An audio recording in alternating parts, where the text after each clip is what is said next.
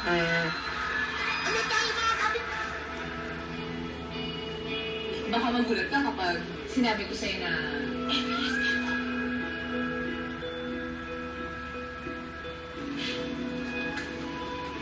Hindi naman ako magugulat kung FPS pala.